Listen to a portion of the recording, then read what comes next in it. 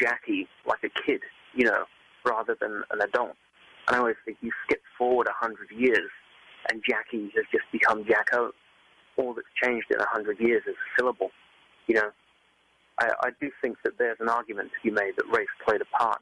You have to consider the circumstances as well. Jack Johnson was a black champion, 50 years before segregation was lifted.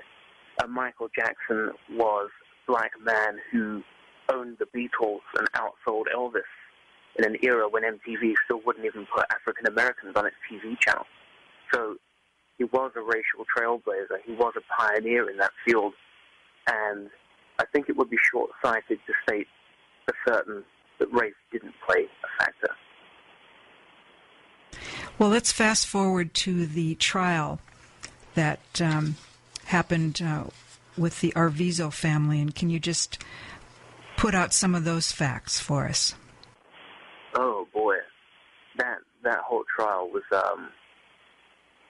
it would have been hilarious if it wasn't so tragic. I mean, it was a farce. The whole thing was a farce. The boy kept changing his story. He went to the police. He said he'd been molested 5 or 6 times. Then he said it was 1 or 2 times. Who can't tell the difference between being molested 1 and 6 times? That's ridiculous. You have the fact that they had all been complicit in false allegations of sexual molestation in the past.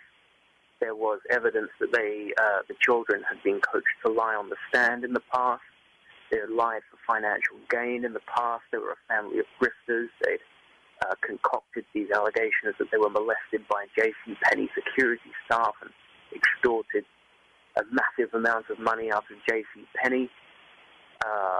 The mother took the stand and declared that the Germans. She just kept referring to the Germans, this non-specific. Oh, the Germans did it.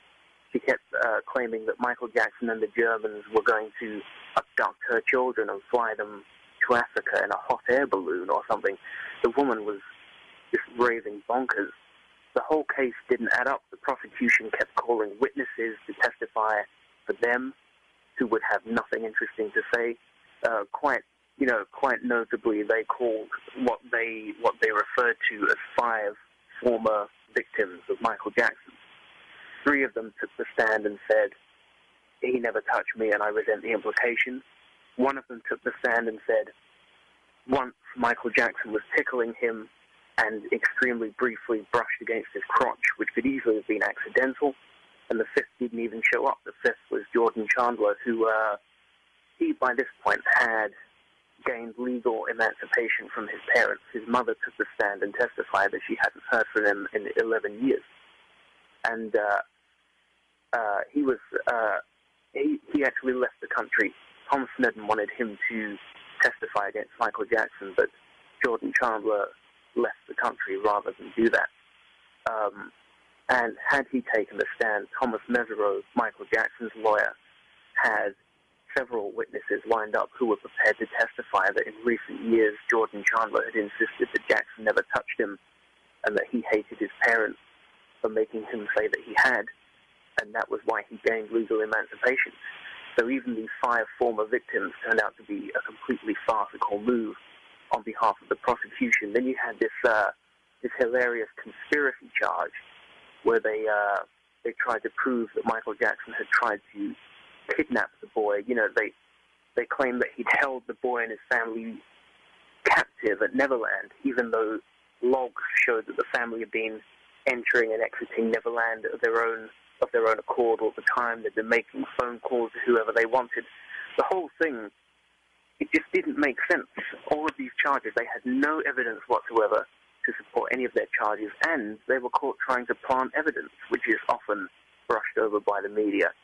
During the grand jury testimony before the trial, Thomas Sneddon brought out some girly magazines that had been found at Michael Jackson's house. And they were not wrapped up in anything. They were not in plastic bags. They were not in evidence bags. And he handed them to the kids on the stand and said, "Is this the magazine that you saw at Jackson's house?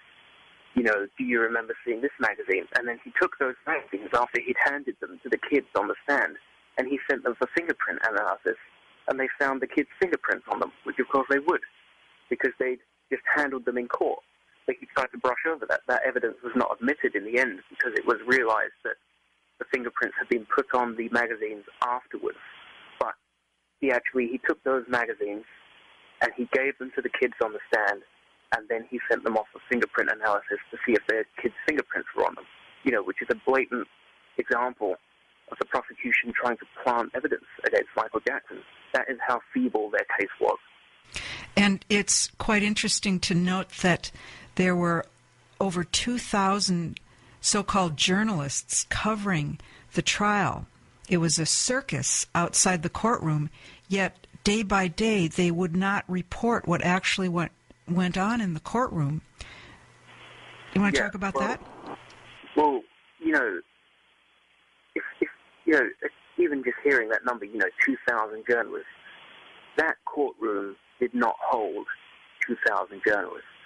The courtroom would barely have held 100 journalists, because that's the size of the courtroom. A courtroom is not designed to hold many people.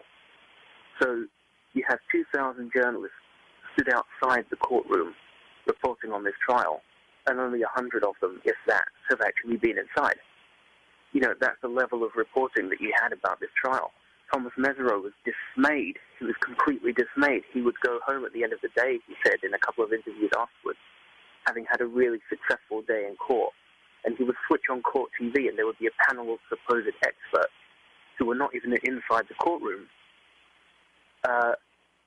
giving their analysis, giving their comments, making these allegations about the day in court that they had not even witnessed, they had not even been there. The trial was poorly covered for that reason. It was